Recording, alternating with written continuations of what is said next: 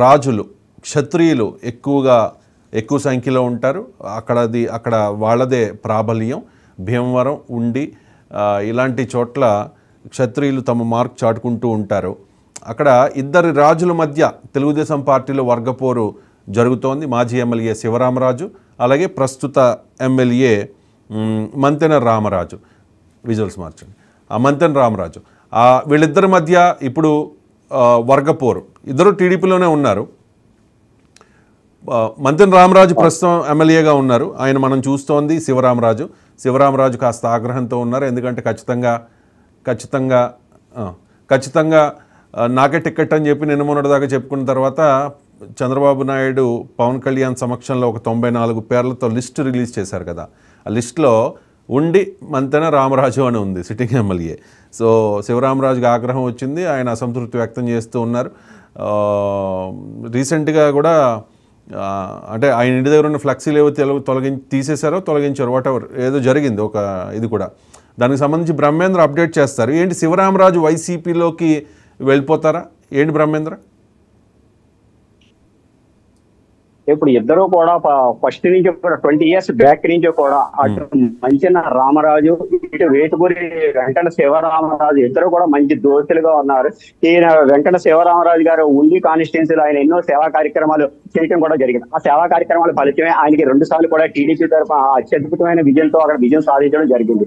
2019లో అటు parliament Narsapur parliament కి ticket సమస్య తెలుగుదేశానికి రావడంతో డైరెక్ట్ గా చంద్రబాబు నాయుడే వీళ్ళ గారికి ఫోన్ చేయటం, ఎవరికి వేటుకూరి శివరామరాజు గారికి, నువ్వు ఆల్రెడీ ఇక్కడ 2 సార్లు ఉండిగా ఎమ్మెల్యేగా నువ్వు గెలుపొందావు, ఇప్పుడు ఎంపీగా ఉంటే ఖచ్చితంగా కూడా అప్పుడు గెలుపొందేటట్టు ఉంటుంది, ప్రజలు కూడా నీ మన్ననలు చాలా ఆశిస్తున్నారు. అంటే అప్పట్లో 2019లో ఇక్కడ పార్లమెంట్ కి నర్సపూర్ పార్లమెంట్ కి కొలిదల నాగబాబు మరియు అటు వైఎస్ఆర్సీపీ తరపున తిరుమల రఘురామ కృష్ణరాజు పోటీ చేస్తున్నారు. నువ్వు కూడా అందులో ఉండటం వల్ల చాలా అద్భుతంగా నీకు మెజార్టీ అయితే వచ్చి తీరుతుంది.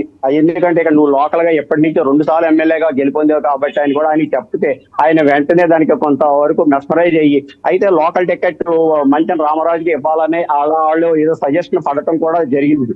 ఆ జరగడంతో ఆయన ప్రోద్బలంతోనే మంచన రామరాజుకి టికెట్ ఇవ్వడం జరిగిందని కూడా ఇక్కడ తెలియజేస్తున్నారు. ఈ ఈయన టీడీపీ తరఫున పార్లమెంట్ లో ఈయన ఓడిపోవడం, ఇక్కడ మంచన రామరాజు ఇంత జగన్ వేవులో కూడా ఈయన మంచన రామరాజు ఇక్కడ గెలుపొందడం అందరినీ ఆశ్చర్యానికి గురి చేసింది. అంటే దీన్ని బట్టి చూస్తుంటే ఉండి కాన్స్టిట్యున్సీ టీడీపీకి మాక్సిమం కంచుకోట కింద ఉంది. ఒక్కసారి మాత్రమే కాంగ్రెస్ కి అది పరమైంది. తర్వాత నుంచి కూడా మాక్సిమం ఇక్కడ టీడీపీ ప్రోద్బలంతో ప్రజలందరూ కూడా టీడీపీకే పట్టం కట్టడం జరుగుతుంది.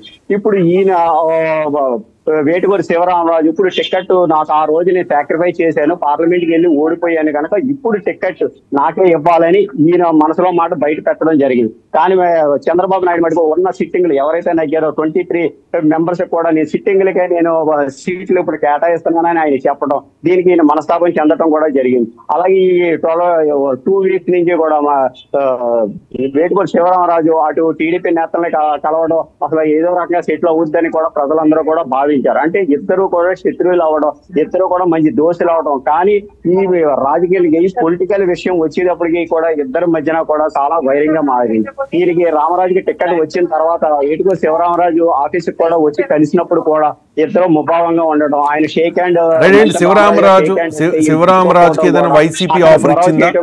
శివరామరాజుకి వైసీపీ ఏదైనా ఆఫర్ ఇచ్చిందా? ఇప్పుడు వైసీపీ టికెట్ ఆశిస్తే ఎలాగుంటుందని కూడా ఈయన మధ్యలో మాటగా ఉన్న మీడియాతోనూ అలాగే కొంతమంది ఆయన అనుచరులతో కూడా జరగడం జరిగింది. అది ఇప్పుడు మనకి తెలుస్తున్న విషయం ఏంటంటే ఇక్కడ ఆల్రెడీ ఉండి కాన్స్టిట్యున్సీకి పివిఎల్ నరసింహరాజు ఇన్ఛార్జ్ గా ఉన్నారు వైఎస్ఆర్సీపీకి. ఇప్పుడు ఆయన కాదని అంటే ఆయన 2019లో కూడా ఓడిపోవడం జరిగింది. ఇప్పుడు మటుకు నేను విన్ అవుతానని ఆయన ఒక ధీమాతో వ్యక్తం చేస్తున్నారు. ఇప్పుడు ఆ టికెట్ మళ్ళీ వేటుకూరి శివరాజు గారికి ఇస్తే అటు పివిఎల్ నరసింహరాజు ఎంతవరకు వీళ్ళకి సపోర్ట్ చేస్తాడు అన్నది కూడా ఒక మీమాంసగా. రైట్ బ్రహ్మేంద్ర, మీరు చెప్పింది కూడా పాయింటే. నరసింహరాజుకి వైఎస్ఆర్సీపీ తరఫున ఉండి నియోజకవర్గం నుంచి 2019 ఎన్నికల్లో ఆయన పోటీ చేశారు. 71,000 ఓట్లు వచ్చాయి. మంతెన రామరాజుకి 82,000 ఓట్లు, జస్ట్ ఒక 11,000 ఓట్ డిఫరెన్సే. ప్లస్ ఏంటంటే సానుభూతి అనేది కూడా వర్కౌట్ అవుతుంది. చూద్దాం మరి ఏం జరగబోతోంది అనేది. ఉండికి సంబంధించి క్లారిటీ ఇచ్చే ప్రయత్నం చేశారు చంద్రబాబు. మంతెన్ రామరాజు సిట్టింగ్ ఎమ్మెల్యేకి టికెట్ ఇచ్చారు, కానీ అక్కడ అసంతృప్తి ఉంది. మరి చూద్దాం ఏదైనా మార్పులు చేర్పులు జరుగుతాయా ఏంటి అనేది. ఇక్కడ కీలకంగా భీమవరం అండ్ నరసాపురం. భీమవరంలో పవన్ కళ్యాణ్ పోటీ చేస్తారా, పులపర్తి పోటీ చేస్తారా అనేది సస్పెన్స్ ఉంది. ఇక నరసాపురంలో కొత్తపల్లి సుబ్బారాయుడా లేకపోతే బొమ్మిడి నాయకరా. సో ఒక 1 or 2 డేస్లో దీనికి సంబంధించి పూర్తి క్లారిటీ వచ్చేసే అవకాశం కనిపిస్తోంది. Thank you so much Brahmendra and Anil, special డ్రైవ్లో పార్టిసిపేట్ చేసి డీటెయిల్డ్గా అనలైజ్ చేసినందుకు. ఇది స్పెషల్ డ్రైవ్. మరో అంశంతో మళ్ళీ కలుద్దాం. చూస్తూనే ఉండండి.